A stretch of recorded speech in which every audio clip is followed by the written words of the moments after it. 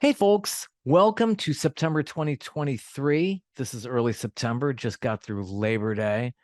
I hope you all had a wonderful Labor Day here in the United States, at least, but we're just chugging along. The year will be out before we even know it. It's going to get really crazy in 2024. We have had an incredibly hot summer. I always kind of kvetch about that, but not a huge fan of the heat. I could hack it. I've been doing this for a long time, and the humidity is just like everybody says, the humidity is just completely oppressive. We've had so much of it, and we still probably at this moment that I speak have a bit more of it going into October. Usually it's like mid-October when everything breaks and we can get out there and really enjoy things. I hope to enjoy my front screen door and my back screen door I just had installed this year. So I hope to have this nice cross breeze. So hoping for that, hoping I can enjoy that and enjoy a lot of other things for a long period of time. I do enjoy being here in the southeastern United States. But here today, I have a wonderful guest. He's a solo pianist. His name is Matthew Mayer. I stumbled across him while listening to some solo piano music that my good friend Brian Stryker, it's not spelled Strikeer, it's Streicher. I believe that's a German, Brian. We're going to have to talk about that. But Brian is a colleague of mine, and we'll have him on here one day. But I was listening to him, and he was in this playlist, Matthew Mayer's playlist. And I was like, I got to talk to Matthew. This is incredible. This is really wonderful how they have created this beautiful music and it's streamed all over the world. It's really wonderful stuff. And I'm always fascinated by musicians who play any type of instrument. I really am fascinated by lyricists and vocalists. They're just all magicians to me. So, and that's a huge reason why I'm even doing this podcast. It's my curiosity as to why I even want to get on here and talk with creatives of all types and some leaders and all kinds of other wonderful folks on here. Matthew is believe in Nebraska. I'm trying to remember. I just did this episode. And he grew up in South Dakota. And I never even met anybody from South Dakota. So always a great thing. It's just wonderful. I really enjoy doing this. And I enjoy the fact that you're listening to it. So here goes my chat with Matthew Mayer. Good morning.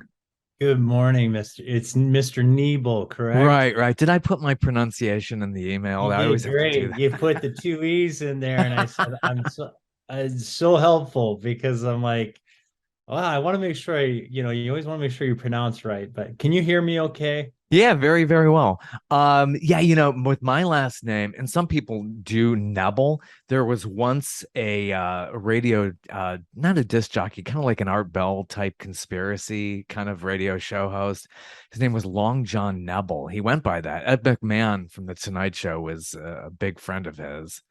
And yeah, so certain people go with that shorty, but yeah, it sounds so wrong to me. It's almost cringeworthy when I'm called Nebel. I can like some people I let it go, but yeah, I put that in my emails to make sure No, that people it's get that. great because I wrote it down on my notes. I purposely misspelled your last name Neebl, so it was like Mr. Niebel. I got it because I get my last name gets pronounced Meyer all the time, and it's Mayer. It's Mayer, and Yeah, just like I John get Mayer, it. don't you think that would have I would think, I don't know. So I totally get it, and I always appreciate when people put that in there. So it's very cool. nice to meet you over Zoom. Yeah, great to meet you as well. I stumbled on you because I'm into a certain piano music as well. I mean, I like pop music and stuff like that. And if you looked at my podcast, I have people who are just of all different genres. So I like to get a variety in here, and I really appreciate it. And what you do. Piano music is just so calming and just such a nice thing to have in the background when you're doing anything. I just love that. Well, I appreciate your invitation, and you're right.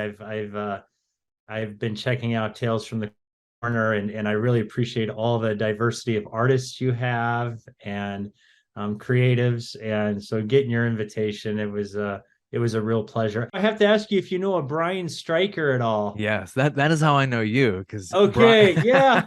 Yeah, I'm a big fan of Brian. I think the world of him. Yeah.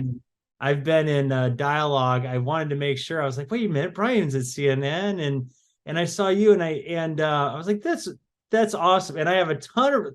I spent 2 years working at NBC's Access Hollywood in Burbank. That's where I started. Oh, Like yeah, I did read that. Yeah, that yeah. back in the early 2000s, and I'm the guy running around getting people like you newspapers and coffees and but I tell you what, if there's a grind on a day-to-day basis with field producers, segment producers, I have so much respect for what you all do I did it for 2 years before I really, put my focus and moved back to Midwest, but that's another story.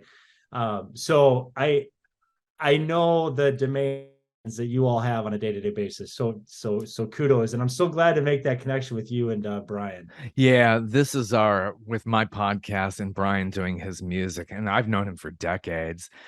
This is just a great creative outlet. Yeah, this for me, this started during the pandemic when a lot of Nice. artists were stuck at home. They couldn't do live concerts, and this just started happening with PR people contacting me because I had done some music production videos with CNN Airport Network, and that all ended.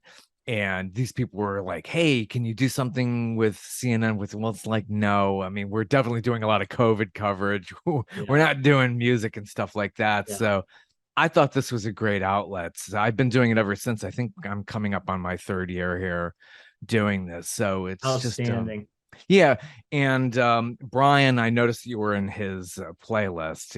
I mean, first of all, explain to us how you do these piano playlists because he gets Absolutely. very excited when he gets in people's playlists. Oh, sure. Yeah. Well, you're right. When it comes to playlisting, I'll rewind a little bit. I have some playlists myself.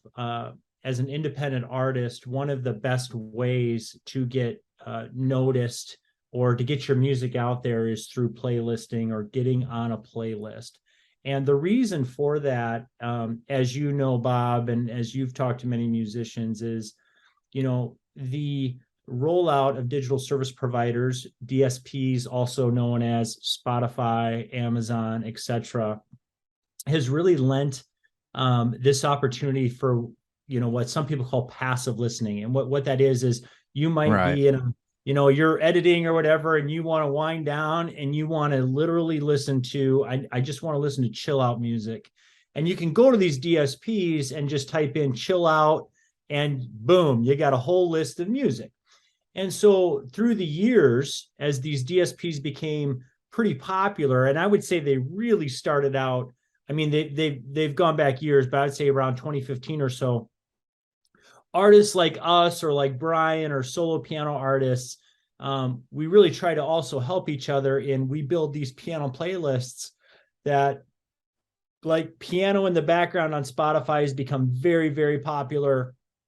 I myself have never landed on that playlist, but you're right. If you get on a playlist with a lot of followers, your right, listening is going to automatically go up. They might not even know who you are as an artist, but they might say, "Oh, that's a cool song." Or right now, I one of my playlists is a solo piano playlist from a website that I curate. And Brian's song is the first one on there. He has a new single out. But getting added to playlists really helps you be introduced to other listeners. So the promotional game for independent artists is, I want to try to get on more playlists because that's automatically going to help me get introduced to new listeners. yeah, yeah. And he sees like a lot of these stats. Brian's always telling me, "Oh, they're streaming me in Ukraine or Yes. Argentina." It's Yes. really fascinating. 100%. And DSPs like Spotify and Amazon, they have these portals for artists that, like, you have artists for Spotify. You can get on there and you can see in real time how many people are listening to you, where they're listening from. Amazon does a great job of that as well. You're going to start to see that with Tidal now. You're going to start to see that with Apple Music. Apple Music does that. I don't know if Apple Music does the real time, but you're right. You start to dive in, and it's kind of exciting to see, especially as an independent artist. Oh, someone like you said in Ukraine is listening to this. That's cool. And they're getting so good with data now that they're starting to kind of group your listeners into super listeners, or they're calling them super fans, like on Amazon, where these are people that they proactively search for your music. So then you get a better idea. Is my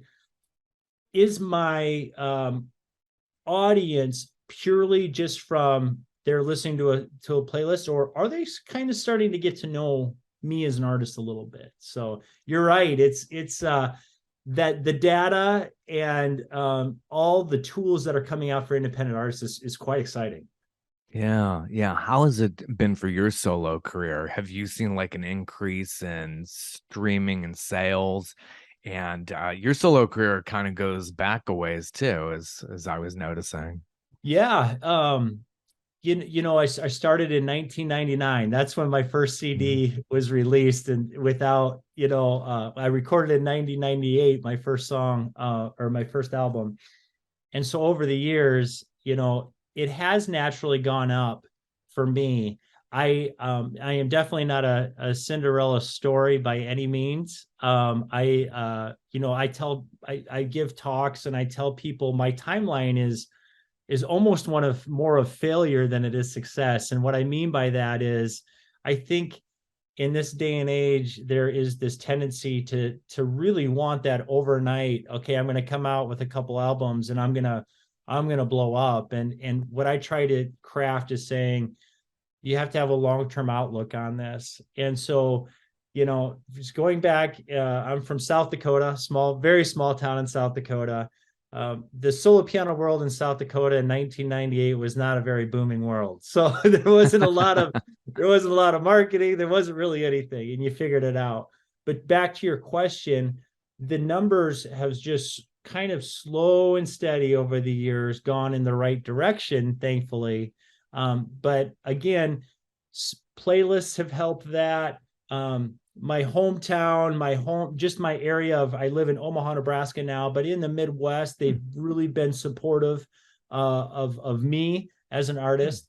And so having a strong home base combined with uh, the Spotify's, the playlisting helping out, just over time consistently it's gone up. But I've never landed on the big piano in the background or anything like that, so which is fine with me, because that could happen for some artists, and then they drop off of it and they might not see any other success if that's your only strategy. So you'll have to pardon me if I go off on all sorts of That's tangents, because fine. I could That's what we talk do. about this for 24 hours, Bob, and then you're going to be like, I'm not going to have this guy on the show again because all he does is talk. So I'm just going Oh, to that's fine. That's fine. This is like stop. the non sequitur hour. It's like we just like free flow. I can't stand that kind of structure. You know how it is like with late night talk shows. It's like I want to do Yeah, something different here. It's right. like, this working in TV and all this, but like the late nights, and I haven't been on those shows, but what I understand is it's so prepared. There's such a staff there, and it's so canned. So I like to be kind of natural and free I flowing. love it.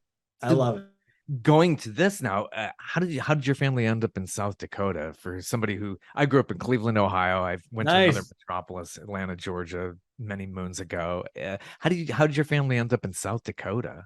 Yeah, so that's where I was. So I was born in Mitchell, South Dakota, which is the home of the world's only Corn Palace. There you So go. We there learned you something go. I new. wasn't born in the Corn Palace, but it was about 4 blocks away at St. Joseph Hospital. But the Wow. history, I've done a little bit of history of my family, and really we have a German history that in the 1800s had migrated over in parts of Russia, and that part of Germans out of Russia, it was around the Crimea area, had settled in that southeastern part of South Dakota.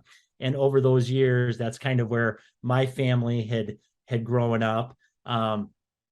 Born in Mitchell, but my dad managed the bank in a really small town called Canastota. It's still there. It's about a town of 700 people. My high school graduating class was 13 people.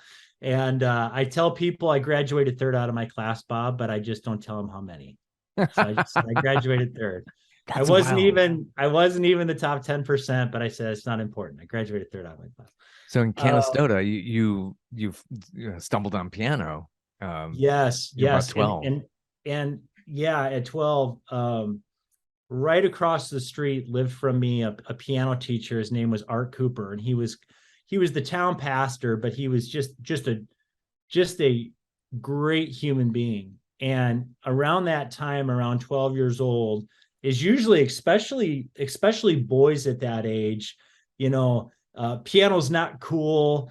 Music starts to kind of not get cool because you're starting to get it, especially boys, they're starting to quit piano lessons. And at that Right. time, I would see my friends quitting piano and I'd be like, I want to take piano. Like, this looks really cool. Right. And I had this teacher that literally lived right across the street from me, that he would take a song and I would, like, let's say I was learning Mary Had a Little Lamb or Twinkle Twinkle Little Star. I would play it and then he would sit down and then he would like expand it and use like every key on the piano on this one song. And I'd be like, whoa, like it was Right. kind of my introduction into you can make something your own. Hmm. And he really pushed me hard. He started me out in ragtime pieces that I still play today and those things. But I was fortunate in those formative years to have a teacher that didn't put a lid on you. That kind of he was a disciplinarian, but in a way that could kind of introduce you to exploring it rather than just tapping it on. So Yeah. So there was your road to going through school. It was always like where I grew up. It's like the guitar was the macho. That's what the real guys get into. If you're going to get into music, piano is considered. Oh, back in the 70s, it was like, considered, yeah, that's more feminine. So I right, think that's what, a lot of guys were like, no, I get into the guitar and start my garage band, man. But it's just like that's totally changed. And thanks to some popular artists in rock music who made the piano the central thing. It's like, no, a guy could pound away on a piano, throw the stool, and put on a right. good show. And there is a macho thing there if you really wanted to have it. So going through school, did you play? I understand you started like playing live at like a chiropractic clinic. Yeah, man. I really appreciate this interview because I really appreciate you doing some research on Yeah. this, and it brings Yeah. a smile to my face because my first gigs were in the hall of the Ortman Clinic. Is a chiropractic clinic in our town. It's really kind of the center of what really made Canastota. It's got a great history. It's really cool to look at. But I would do started doing just one man piano shows every Wednesday in the waiting room of the Ortman Clinic. And sometimes it was like a packed house was probably 25 people. That's a big night. Yeah. And I'll never forget it. There was a show that I walked out and there was two people there. It was just two. And I still did the hour-long show and still told my corny jokes and still walked around, and it was an old upright. And so that's where I cut my teeth and really, performance and the importance of interacting with the crowd. And it was funny because I still get just as nervous today when I perform that I did when I was sitting in one of the doctor's rooms getting ready for the big show, putting the lavalier mic on. And I just said, oh boy, I wonder how many people we're going to get today, and most of those shows were just free. There was, in every once in a while, doctors would come and say, okay, let's pass the hat, which was fun. But that's where it all started. And that's where, those are really special years because that's kind of where it all began, was in that waiting room there. So live performing, since you've been doing it since then, do you do it quite a bit? What's the frequency of how much performing you Yeah, do? Now you're in Nebraska. it really has slowed down since COVID. I tried to do, a big thing in our world is house concerts. So I was trying to do about at least 5 or 6 house concerts a year because I also balance this all with a day job as well. And so doing that, um, and so after COVID, it really went down. And I'm very particular. So the last tour I did was in Croatia. I just got back about Hmm. 3 weeks ago. Did a 3-city tour there with Mate Mestrovic. So I've done 3 tours in Croatia. I've done. I have kind of a different approach in how and when I perform live. I really cherry pick things that are going to be special, but also I've done everything from performing in weddings and funerals and you name it, to having the luxury of going across seas and performing with really major artists, and ones that I'm lucky to even be on the same stage with, but opening for them. And I call myself the appetizer over there because I open for some really phenomenal people. So it has slowed down a little bit, but I would say also the strategy of getting your music has been so where you don't need to spend all that money in renting these big venues, when you have these DSPs that really, especially in the piano world, really help you get your music out there. But I do hope in the next couple of years to really get those live performance numbers back up, because that's my favorite. I absolutely love performing and telling stories and telling corny jokes. Yeah. And people that know me sit there and wince and say, Matt, don't say this joke. And I do. And so, I mean, I'm corny Nothing wrong that with that. way. And that's I do miss that. But yeah, it's starting to pick back up again. So, That's great. Who did you listen to when you were growing up? oh, it was George Winston for sure. It Yeah, was yeah. George Winston. It was the first probably piano that I ever heard on AM FM radio in my car. And I just thought, wow. His song Thanksgiving, to me, it's the Linus and Lucy of my life. It's just I it's hard to explain when something inspires you, at that formidable age. It just Sure. takes you in.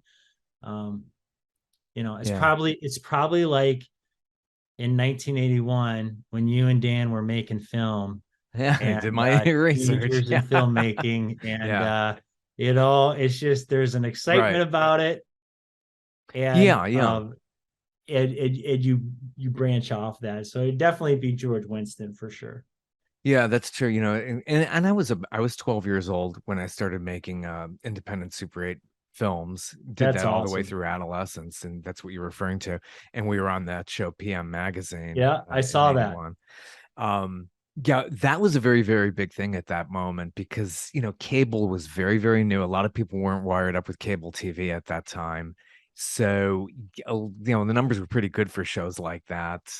And then they had repeated it about a year later. So that kind of got our creative juices flowing. And we kept doing it. And it gave us this mojo. And we were in newspapers and kind of like, I mean, we're like, really, really popular, but it really inspired us. And so, growing up, we really liked Steven Spielberg, your George Lucas's. So we did some sci-fi things, and comedy was kind of was close to our hearts. We used to, like, Dan and I used to reenact like Carol Burnett kind of sketches or make our own sketches. I wish we had recorded a lot of that stuff, but with Super 8 film back then, and the way that technology was, you only had 3 minutes 21 seconds per cartridge, so which kind of got Yeah, pricey in those days. So you were very limited, but you were disciplined as well. Nowadays, and this is in the music world too. Nowadays, everybody could do this. yeah, Everybody's, yeah. has video equipment at home and they could easily distribute. And we couldn't do that Right. back then. So I'm sure that's how it's been in the music world for you. Your first album, Crossing the Bridge, I'm sure was recorded radically different from how things are being done today, I'm sure. Oh my gosh, 100%. Um, and the costs at the time, I cashed in all the savings bonds I had, and just every penny I had went to those first run of 1,000 CDs. And yeah, I mean, back then it was, I was still living in South Dakota, but I found a recording studio in Omaha, Nebraska, Warehouse Productions. They were great. They had recorded some of Mannheim Steamrollers stuff that came out of here. And And of course, the first time walking into a studio, I thought, oh my gosh, like the goosebumps that covered your body when you saw these records on the wall. You're like, whoa, this is amazing. Isn't that, And, yeah. and I just honestly, Bob, I didn't know what the heck I was doing. I didn't know what an engineer was. I didn't know that there had to be someone there to kind of look at levels, and I had none of that. I just had an upright piano, and it's so interesting looking back when you ask that question, because it's such a walk of faith at that time, but you don't know it because you're just so excited to be doing it.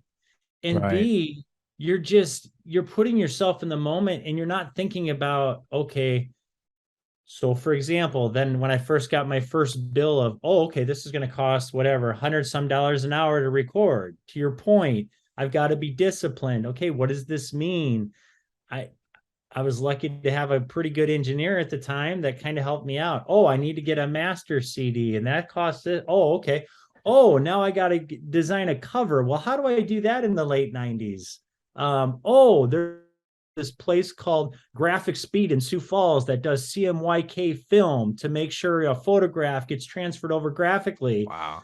And to your point, now you just take a picture on your iPhone and there you go. And then you can put it on canva.com and put a title on it and there you go. But oh, I didn't know that was going to be $1,700 on top of the how many thousands I just recovered. Oh, wait, we got to find a manufacturer for this now. What did the manufacturer Wow. specs want? They don't want CMYK, they want RBG, they want this, they want that. And I mean, I would literally go into these productions like Graphic Speed, which is no longer there, but they were a big printing company, and I'd be walking around. I just turned 20 years old at the time. And so these guys have to be look. I mean, that I'm a Yeah. kid, so these guys have to be looking like, what is this kid? What he's gonna Right. have this. And especially in South Dakota when there wasn't really a lot of people printing out 1,000 CDs. And Yeah. so the other thing I'm grateful for in that is um my parents kind of let me fall when I fell, but they also never said, okay, you can't do this. And I think that's huge. That was huge. And so I just went step by step by step. And I had some student loan money. I put all that to the CDs. And so the final bill on that, back to your question, Bob, is considerably more than what a final bill is now, where a lot of artists don't a lot of artists now, including me on some releases, don't even physically print CD anymore. Um, just because it's so, just for the cost effectiveness of it, it's become this kind of paradoxical thing where you're right, anyone can do it now, but that has also clouded up the market in a way, not necessarily just assuming that anyone that can do it is not talented. It's Right. just that there's just a lot more noise out there to wade through to get your music out. So it's really changed, as you know. Like but I have to go back to that I really enjoyed watching that Teenage and Filmmaker, because they asked you the question. I think it was you. They asked, well, how do you do these special effects? And I think you said, well, it's not that hard. You just take a sheet, you poke some holes in it, and that's the sun. And then I was like, that is so cool. That's the way it should be, man. Yeah, I mean, we got a lot of those ideas from this magazine called Super 8 Filmmaker. I think that's where Dan and I would get a lot of ideas from. And it was just like it was true homemade, very organic. This is how you do it. There's no technology doing that. Obviously, it showed, but it showed a lot of creativity and imagination. And I kind of do feel sorry for, kids these days because so much is done for you. And now as we head more into the AI world, I mean, more and more this is going to become more automated. So where You where does probably that see that create it? exactly. You probably see the exact same thing, because at that time too, as a kid, you're inspired. Like you're like, this is just fun. Okay, do you think mom's gonna let us poke holes in this sheet? Okay, great. Let's Right. poke holes in this sheet.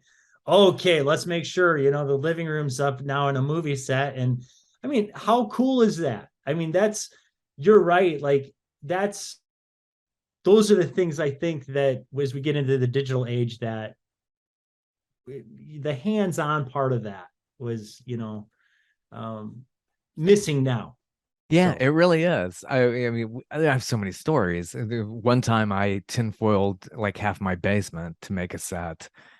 We yes. did a movie called The Moronic Martians, and I was just inspired to do that. I took like old calendar pages and like built a wall with that, and I was up till like 2 in the morning Man, watching Tom Snyder. My kid was watching Tom Snyder at 14 years I old. love it. And your mom's probably like, do not put a microwave down there. We do not want to blow the house up. Yeah, all That is these so awesome. stories. My That friends, is so good. yeah, my friend Dan's house was like a fun house because I mean they were really like let us do what we wanted. Actually, that house doesn't even stand anymore. I don't know if they ripped it down because of us now. It was So it's funny. just it's just so funny and we had great memories. And nowadays it's like I don't know. You got to let kids be more free range. I tried doing that with my daughter more so, but always surrounded by like everything's got to be structured. These kids have got to be in all these different activities. It's like they have no free 100%. time.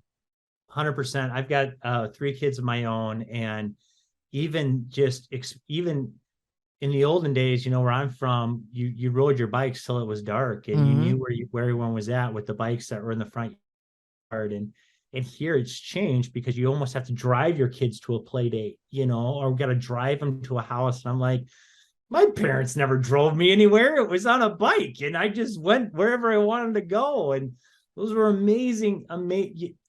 It's like you don't realize how magical it was at the time. You Yeah. know. It Yeah, was just yeah. totally normal. My It mother, they was didn't know totally where I normal. was. It was totally normal.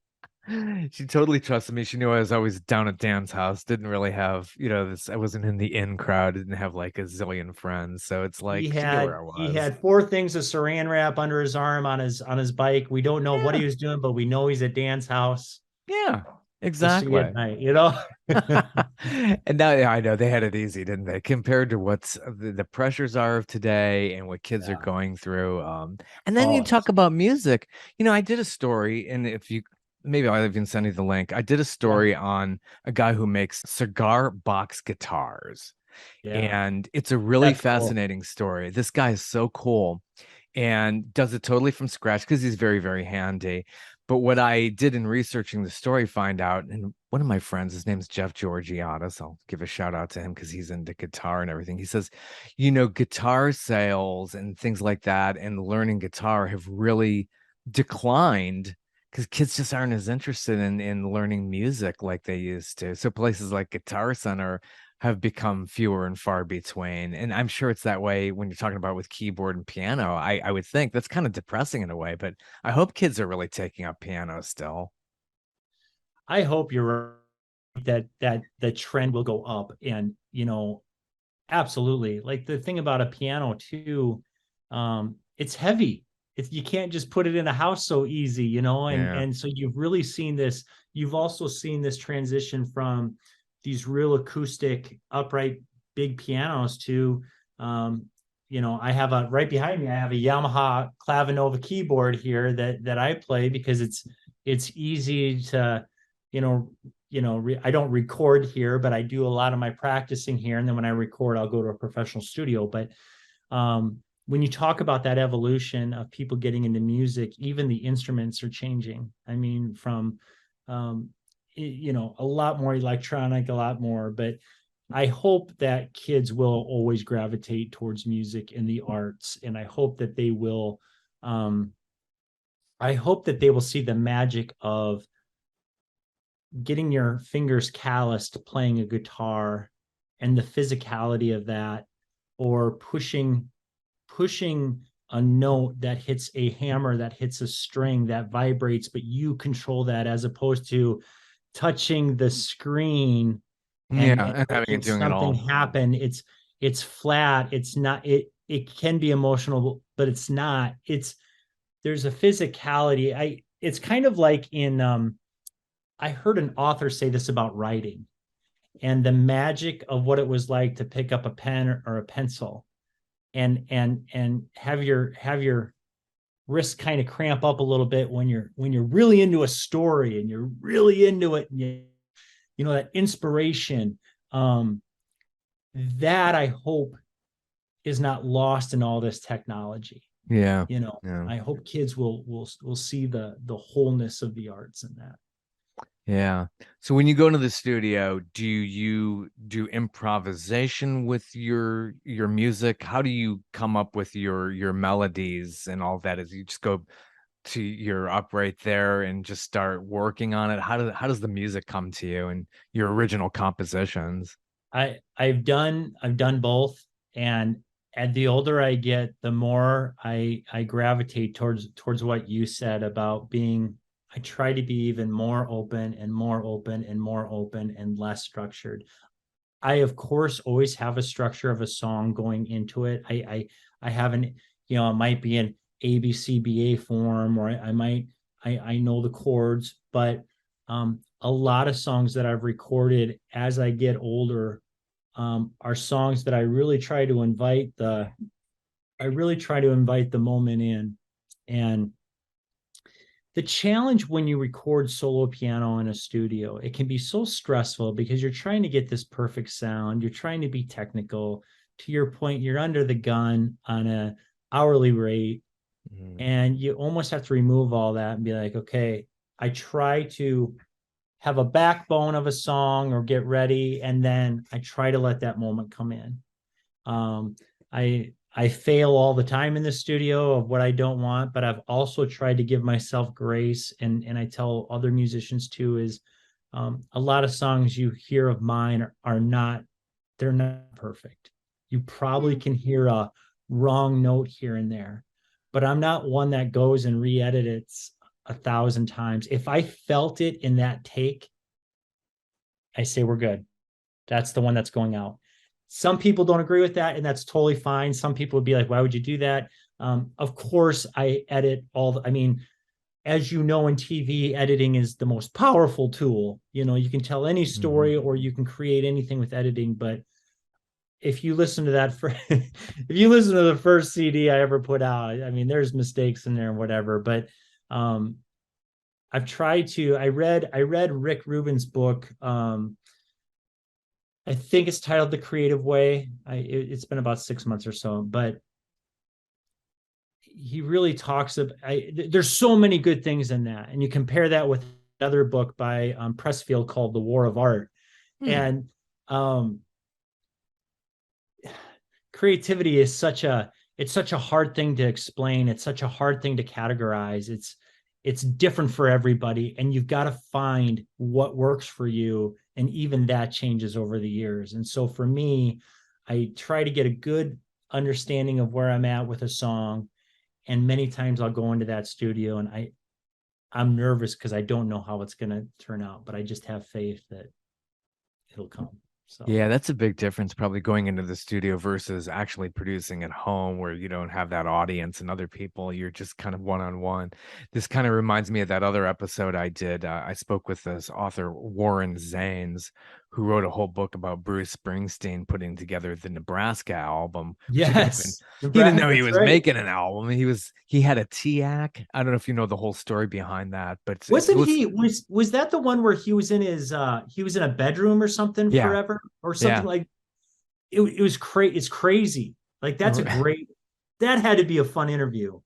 It really was. It was fascinating, and I'm so glad I read the book because it just goes into detail about how all that happened. And he was just going through this depressing period, and he was renting this house in New Jersey, and there was this bedroom, and years later they both went in there and actually visited it. But it was done on this TIAC recorder, this which took cassette tapes. It was like the first of its kind. It was $800. I was like, oh my gosh, $800 was a lot to be back in 1981, but like Yes. not so bad for Bruce Springsteen at that time. But he didn't know he was making anything, and they tried recreating that in the studio when he was doing his Right. next album, and they were like, no, the magic isn't there. This is very magical. We're just going to release this as is, not the highest quality recording. But it's magic. That's when we're talking about the creative process. Like you can't recreate that in the studio. So he's just a A really hundred fascinating percent. story. That's such a great example. That's a perfect example what you just said there, Bob. It's these moments that happen.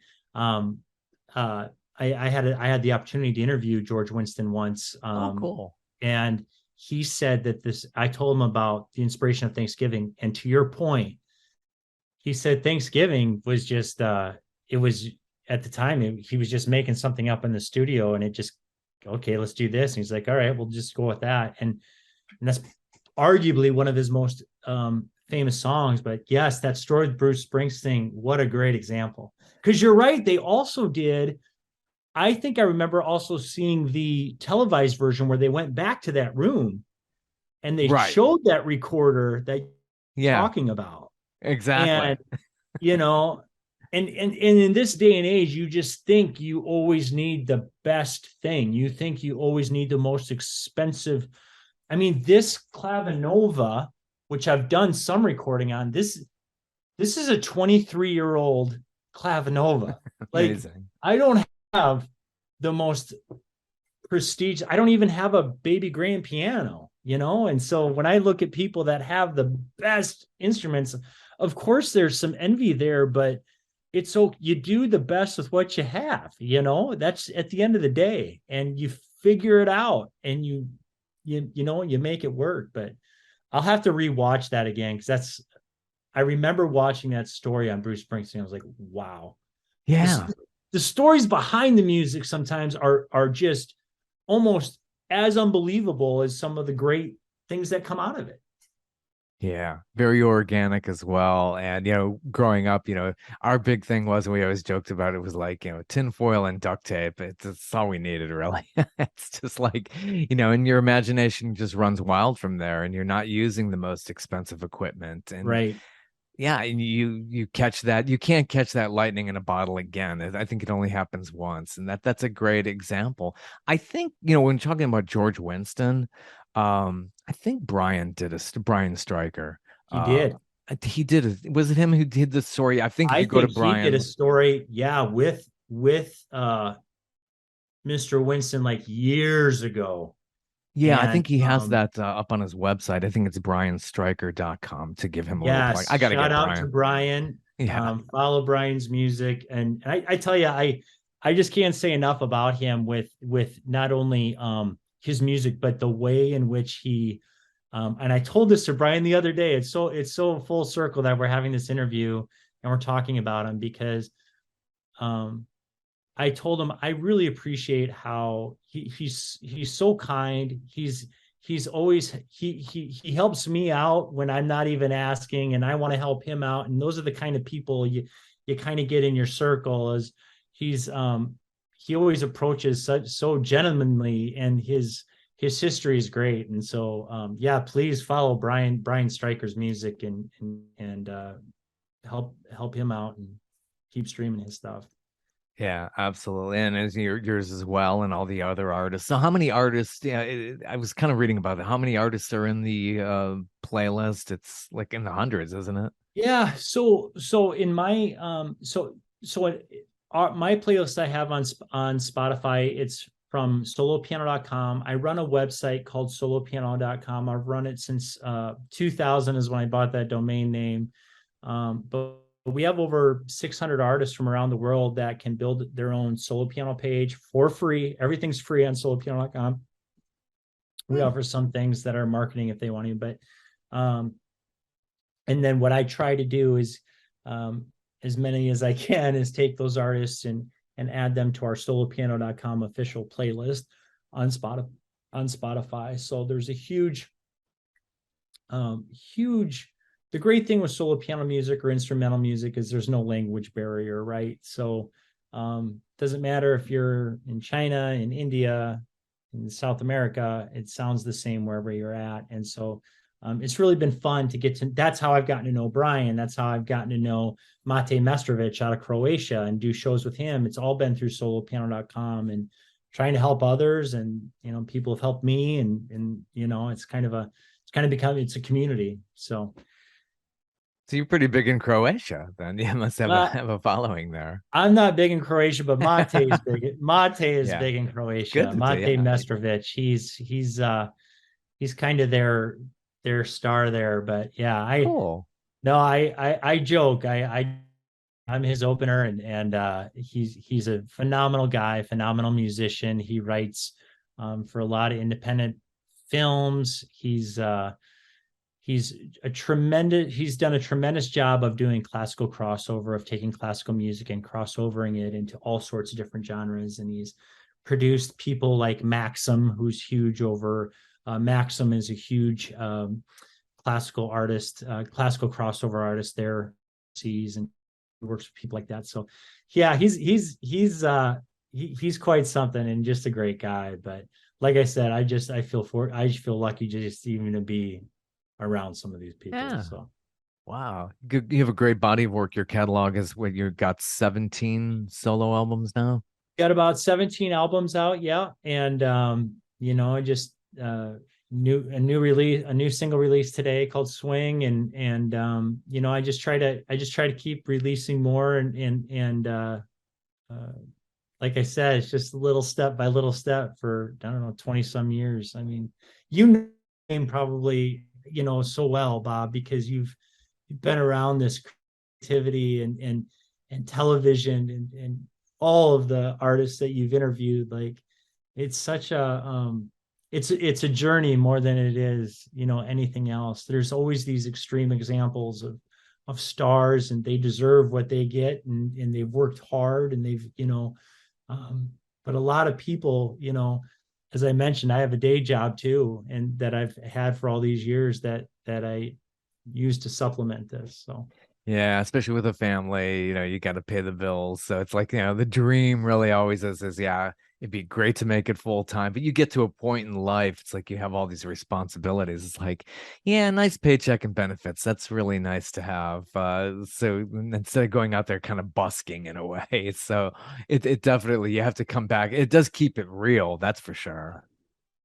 well, to your point too, with bills and family, like um I've given this talk before on being an artist with a 9 to 5 job, and there's so many benefits to it too. There's so many benefits of, like you said, having the benefits of a day job, having the salary of a day job, that it takes also away a lot of stress from a creative perspective. Sure. To your point, busking it and having to go out there to survive as an artist, that can be tremendously stressful.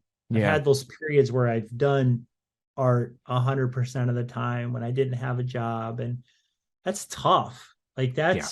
that's a different stress. Yes, I think there's a romantic thought of, I would have all this time to be creative, but I know I know how undisciplined I can be sometimes if I've got just 10 hours of creative time, and like, wait, am I really? But then I find out sometimes the more I have, the more productive I can be. And if I can compartmentalize and I think you're a great example, working, what you do is you're 8 to 5, or maybe it's 6 to 9. I mean, of a lot more hours. I These days, know, it's lots of weekends. I'm not complaining, guys. I If know anybody how there's hard you got. watching. I'm serious, man. With 2 years, I've seen it. Like, I know Yeah, how hard you guys work. And so you do that, and then you still take time to do these passion projects. yeah, I yeah. That's Well, wonderful. I think it that's kind just of, awesome. it's funny because it kind of helps me as a storyteller. And I've been explaining this to people at work because, it's funny, like Gen X and older, it's like people look at your outside activity like, oh, you're moonlighting. Oh my, what? Yeah. What? Don't you care about your day? It's like, I love my day job. I've been there many moons. I love it. It's just like, this is a great thing. And it also complements what I do at the day job is building something, asking questions, putting together a story. That's what I love doing. So I think it's, if anything, it helps quite a bit. So they know I'm doing this. So it's like I'm not making a dime on this. So yeah, it's just a passion thing. I really love doing it. Well, to your point of not making a dime on it, that's a great point too, because I think people sometimes, it's such an interesting thing, because I also, when you whispered in there, they know I'm doing this. Exactly. I Oh my think God. there's What? Yes, I think there's a fear. There was for me initially of, I don't want my day job to know that I'm just so passionate about this and I'm doing these shows. And because if it starts working too well, they might think, well, how engaged really are you at your day job? You Right. know, like, are you sure? Is this what you really? And it's like, wait a minute here. We're whole people. You know, Uh-huh. there's more than I can do just at my day job, and I'm lucky because they've been so great and they Yeah. champion what I do outside of work. But you're right. In the beginning, there's kind of this fear of, well, I don't really want to talk about it much because Exactly. Yeah. it's going to take away maybe some credit. Or as an artist, if I'm in my artist circles, I don't really want to talk about that I've got a 9 to 5 much, because then they might think, well, maybe he's not professional. Well, Right. why isn't he doing it full time? Like, all professionals have more than what they do on stage. They're running businesses. They're doing, like, how are they Right. making their big bucks? It's not just performing. They're doing a lot of other things. Yeah. Yeah. And it's like, I hope that dialogue, and I think it is changing, but I hope that dialogue continues to change more of Yeah. approaching your life in a holistic perspective, as opposed to, nope, Bob is just, this person in his day job and that's it. Well, no, you're a lot more than that. And I hope I'm a lot more than just my Yeah. person, my day job. And I also hope I'm more than just a piano player, you Yeah. know? I Yeah. hope Yeah. I'm, you know, uh, able to do all these things, and we're able to do all these things, and you never know what it's going to branch out to. That's the fun of it.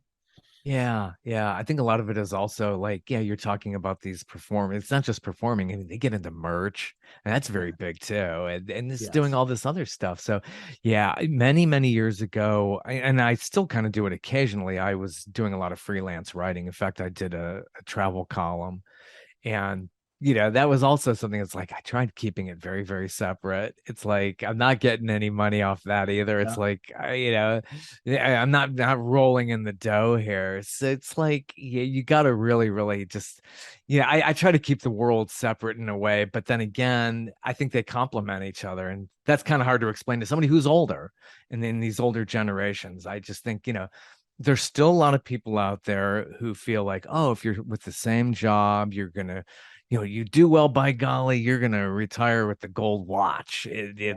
It doesn't happen so much anymore. Right.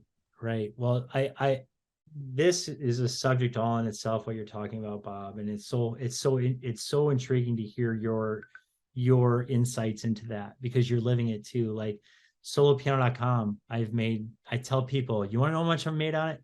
$0. I've owned it for 23 years. I'm the worst businessman probably in history. I made $0 on it, but it's given me relationships that I would never even dream of.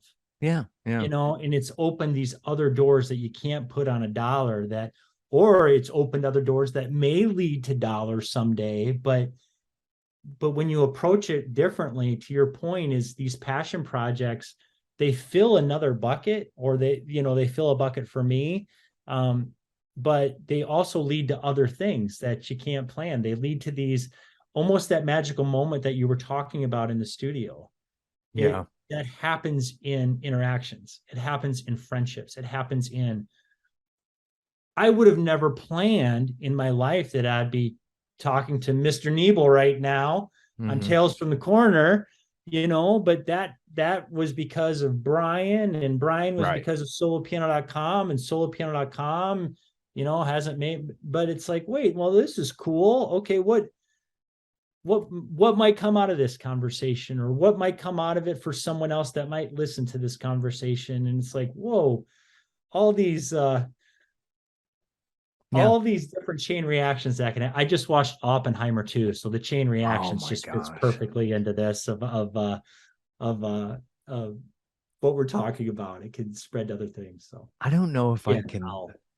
justify the cost of going to an IMAX of that. Just for a movie, I'm like, I heard there's scalpers. My girlfriend was telling me this. There were scalpers and people like reselling tickets to get to a movie like that. That is amazing and great for the studio. Universal's done great. And folks who've gone to see Barbie, because these are the two Yeah. hot tickets of the summer of 2023 here. Got to give Barbie a plug because that's part of the company I'm currently, I believe I'm working for. I get tossed around like a hot potato. So yeah, I mean that is fascinating. I'm sure Oppenheimer, and I'm sure there's probably a good deal of music in that too. I would imagine. There is there it's I tell you what though, I was really, so I spent the extra bucks to do the IMAX, and I'm not like, I don't go to movies all the time. But every time I go, I'm like, whoa, I forget how cool it is to go to a good movie. And Yeah, I don't go the much. music obviously was great. Just the effects that they used, and you would probably know a heck of a lot more about, what did they use, 35 millimeter, 70 millimeter, whatever cameras, and up close face shots, and It's some things 70 just millimeter totally kind of blew me IMAX. out of my seat. And Yeah. but the storyline again is pretty, it's pretty remarkable. I mean, Hmm. um, I can't imagine. There's so many things that I I actually saw it twice, so I'm kind of embarrassed Oh, to say, but cool. I've I seen, gotta yeah, I go. just, every once in a while, it's like a good fast food joint you hit, and then you hit it for like 2 weeks, and then you're like, okay, I'm done with Taco Bell. I got to move on to Taco John's now. So Yeah, and I was always like thinking like is there a lot of work for like artists like yourself to work in film, TV, that kind of thing to score things, or is that just a tough racket to get into as well? I well, don't really like to push it with Brian too much, but I'm like, you're kind of at that age. I mean, you're not going to be, the big pop star that you might have thought you were ever going to be, but you could get work in, soundtracks. I know that that's a huge deal as you get older. absolutely, mechanical licenses. I mean, it's a big world there, and it's like anything, right? It's like, getting into that world. You continue to pitch to, Yeah. licensing agents, and get into the libraries, but also it obviously helps to have a relationship into some of these places. And um, I don't have deep relationships into licensing. I hope to get more relationships into licensing, because that's a great income stream for people, that can get in there. um, you just keep chipping away at it. But it is a great opportunity for independent artists. For big film scores, that's obviously I mean, competitive, very challenging to get into. But it can be done. And you know eh, you just keep chipping away, and introducing yourself, and keep getting your music out there. So Neat, neat. Well, I appreciate you stopping by. And where can we see your music? And you got your own website as well? yeah, it's just matthewmayer.com, MATTHEWMAYER.com. And then you can search Matthew Mayer on, Spotify, Amazon. Always appreciate if you stream. I've got a trending song right now on Instagram called When Flowers Grew Wild. So if you search in the audio of Instagram, a lot of people are leaving that. But I really appreciate, Bob, you taking your time, to chat with me, to Absolutely. reach out. I've really, really enjoyed chatting with you, and really Yeah. appreciate you taking your energy and your time to do this. So thank you. Thank you so much. Thanks for stopping by. And hopefully we'll do it again in a couple of years or maybe a year or so as Absolutely. I keep this thing going, hopefully. Yeah, you've got a lot of. So how many people have you interviewed? We're over 100 now. Yeah, I Yeah, think I'm over you 100. you've got Yeah. a lot of people on there. So Yeah, it's yeah. Check it out, talesfromthecorners.com. You could also download TFTC with Bob Nebel wherever you get the awesome. podcast. I think I'm on every platform. Stitcher went away. That's one I didn't know platform that that. went away. Yeah, Stitcher closed down, so I don't advertise that anymore. But Apple Podcasts is probably the bigger place. For sure. Yeah. Yeah, I'll be sharing this out as well, and getting people to come check your interviews out. It's great. It was a lot of fun. Good deal. Take care and best wishes in all of your pursuits. Hey, thanks a lot, Bob. I appreciate it. This was a great talk, and I hope to have more like it. Just really easygoing. Great guy, great talented guy. Like I said, I'm so flattered that he did research on me as well as I do on everybody who I have on here. I got to know what I'm talking about, right? I mean, somebody writes a book, I'm gonna read that sucker. Yeah, and I have Scout's Honor. I've done that every time. I don't know how anybody can do it without doing that and doing the research. You got to know what you're talking about. So thanks for stopping in. Hopefully, more to come from the corners here and my little corner of the world to yours. and have a good one. Hopefully, we're going to see fall here pretty soon, all across the country. We need that relief. Thank you very much. Take care. Bye.